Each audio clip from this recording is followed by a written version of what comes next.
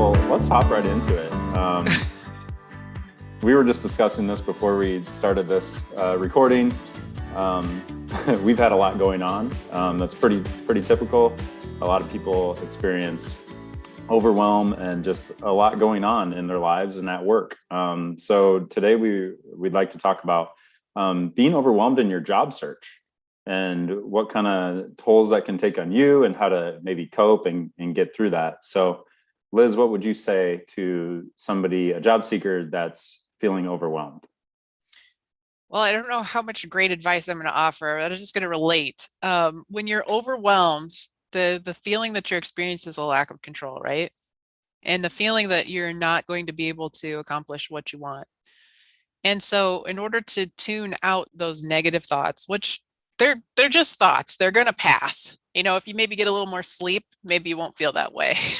So, sleep is number one, I guess, as Mm-hmm. far as the tip. And I was looking at a bunch of blogs this morning of like how to not feel so overwhelmed in your job search or stay motivated. And sleep was something they talked about a lot. So having scheduled sleep, so getting 8 hours of sleep, wink, wink, and setting your bedtime routine, take your phone out of your room so that your screen is not in your room. And those are all recommendations that others have made. And you could even try if you're drinking caffeine after noon, stop drinking caffeine after noon. I know this is careers in coffee, but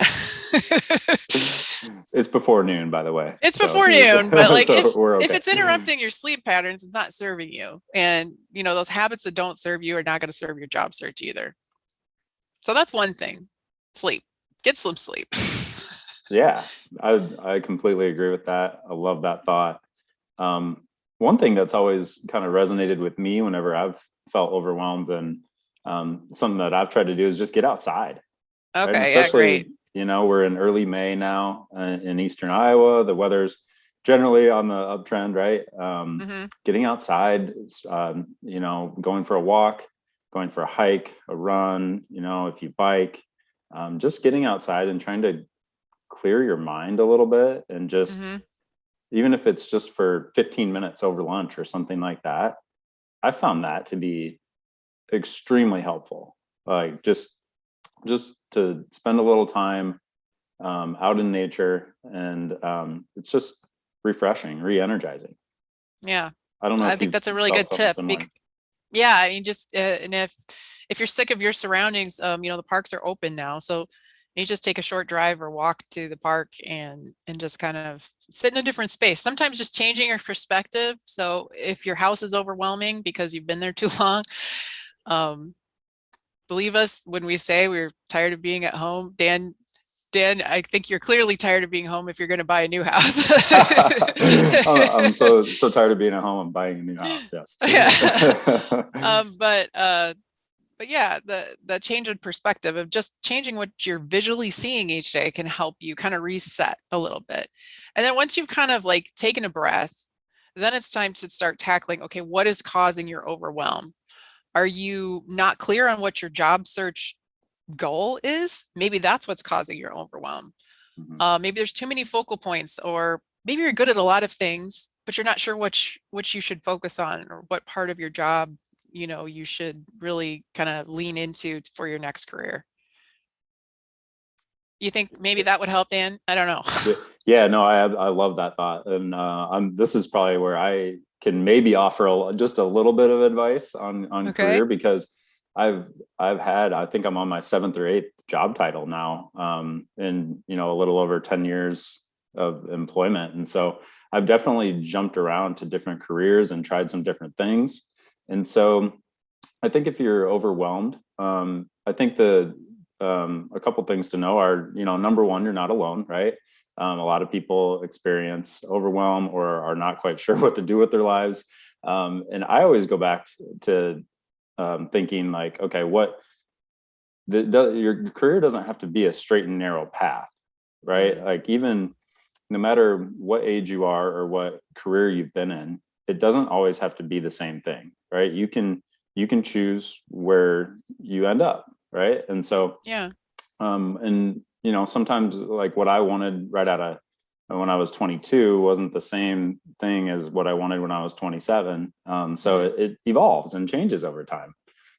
So I think, for me, exploring different careers and trying different things has been really helpful for me to kind of narrow in on what I know I enjoy doing at this point. Yeah, that's a really good point. It's not a failure to change directions. And sometimes too, when you're not currently working, you can see all the barriers, right? Like, and there are real barriers for job seekers. So don't get me wrong, that I agree that there are potential barriers for individuals to find the job that they really want. Mhm. But if you constantly are focusing on what those barriers are, you're not able to see right next to them as potentially an opportunity, right? So if you don't have the experience for the job that you want and you're, well, I'm never going to get the job that I want, you could also just think, okay, well, what is close to this job? What is like kind of adjacent to this job? And is there some opportunity there for me? And what experience do I have that I feel strong in? And could I apply that to a role that's going to allow me to gain experience in an area that is adjacent to that, that is what I'm actually interested in? So you could be Mhm. strong in a skill set that you're not exactly interested in pursuing forever. So let's just say you are really great at cooking Mhm. and you've been working at restaurants for a long time, but you want to switch. Well, what are some of those things that go into cooking? Is time management, it's fast-paced environment, it's teamwork, customer care. All those things kind of go into working in a kitchen. The kitchen is a very high, fast-paced, high-pressure situation. Working with your hands.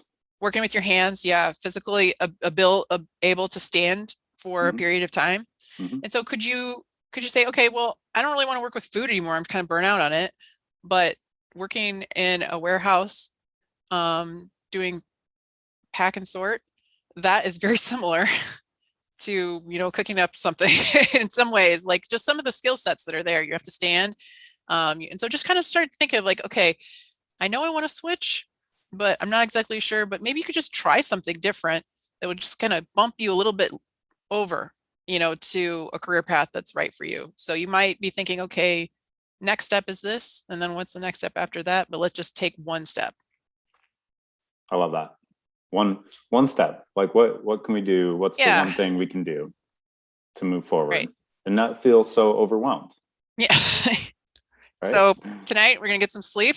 Yep. We're gonna go outside today. And then maybe think, what is that Think. one step? What is that one step I can take next that's going to help me feel a little more control and feel a little less overwhelmed? Hope that helps I for love this that. week's Career and Coffee. All right. That's all. We'll see you again next week.